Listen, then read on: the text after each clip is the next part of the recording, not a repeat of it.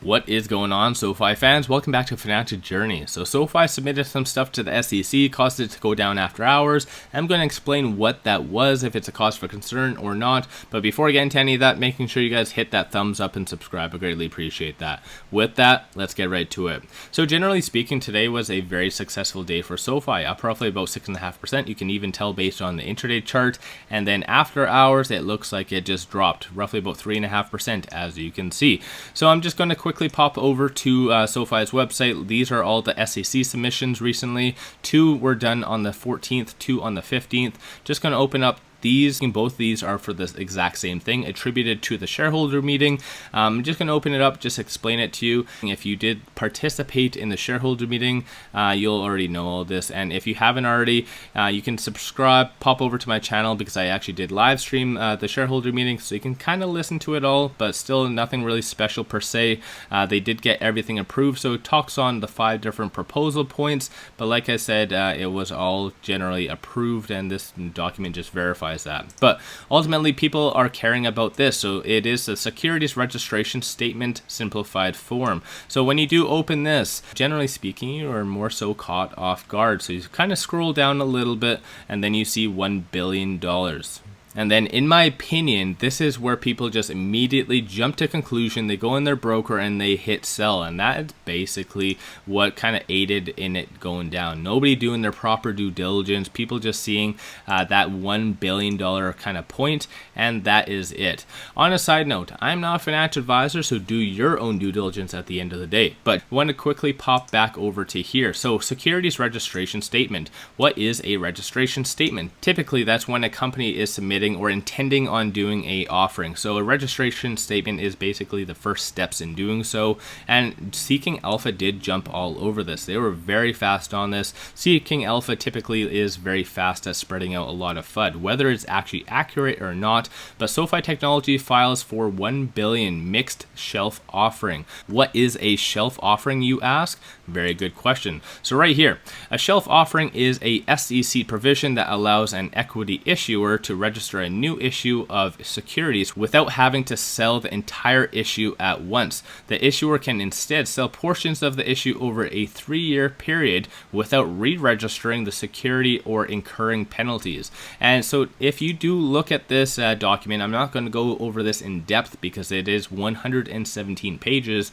but in here it does talk on a $92,000 kind of SEC payment. So it does coincide with a shelf offering, so take that how you see that. But ultimately, it does talk also in here basically on common shares, also on warrants, preferred shares, and kind of what their intended thing is. Just want to quickly go back here because there was also equally submitted a post-effective amendment to registration statement, and they're basically piggybacking off of the submission that was done in March of 2022. So ultimately, what is being done? Because if you read these 2 documents independently, then yes, you can easily jump to conclusions saying that there is going to be an issuance, blah, blah, blah. But if you read them together, this is where things get a little bit more ambiguous. Are they just kind of amending it? Because if you do open the amendment, there is several different notable changes. They do change as far as the definition of risk for SoFi. So as far as what their risks investing in a common share of SoFi, it does appear to be a little bit more risky based on here. In addition to, they do add several different articles, and in the articles it talks on a lot of different things. Like I said, it's a lot of documentation. This one particular one is 56 pages, mostly made up of articles and things like that, like I said. But this is just a amendment, so this is where a lot of people are a little bit more ambiguous. I can see on Twitter as well, nobody knows exactly how to interpret all of this. But again, it comes down to it though, that the registration statement is typically the first step before an actual issuance is submitted, or at least kind of put out there. But the fact is that the securities registration statement, so this documentation right here, is actually dated on the 15th. It does not refer anywhere in there that it is a amendment. But generally speaking, especially as well in there, it talks on recent SEC filing fees. So I'm just going to quickly pop here, back over here, and right here, part 2, item number 14, it does talk on SEC registration fee of $92,700, which which again kind of coincides with what 𝗖𝗢𝗡𝗖𝗧 is actually saying, and technically what the definition of what a shelf offering is, and ultimately how they have to pay the SEC for submission, blah blah blah. You guys already kind of generally know that. But based on this documentation and the fact that they refer to recent SEC registration fees, it does lead you to jump to conclusions. Like I said, this is most likely the first step of before an issuance is actually coming. But again, if this is actually true, then that is just going to be a offering that is done and spread out over a 3-year period. So it is a little bit more of a negative kind of connotation, especially a lot of people were a little bit more iffy on a reverse split, and that did actually get approved. So that went down the pipeline, and then now this $1 billion.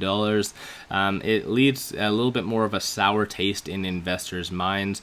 But still, as far as your due diligence, let me know your thoughts on this in the comments below. But this is where you can kind of read this till you're blue in the face, especially it does appear to have a little bit more contradicting SEC submissions at the same time. So one of which is just a basic amendment. The other one, it does appear as though they are an actual issuing shares going to be, or at least in the future. My own 2 cents. Let me know your thoughts on that in the comments below. If they do $1 billion of a issuance, there might be a little bit more of a cause for concern, a little bit more of a sell-off in my own 2 cents. But again, if this is more of just an amendment to kind of factor in, which was more so said from the shareholder meeting, because keep in mind in the shareholder meeting, there was some things of monetary value that most likely is going to influence, and obviously doesn't come out of nowhere, right? They need to technically either issue shares or do something, buy back shares to accommodate for this. Number 2, it does talk on compensation as far as the executive officers. Number 4, which I did do a video on, is the stock incentive plan. So obviously they need to take and kind of vest of shares for the future, and that is a 10-year vesting period. I was a little bit more interested in that regard. And then technically the reverse split. There's a lot of different factors all happening at once, so let me know your thoughts on all this in the comments below. If you haven't already, hit that thumbs up, subscribe, do all that fun stuff. I greatly appreciate that. And with that said, I appreciate you guys watching, and let's all make a lot of money on SoFi.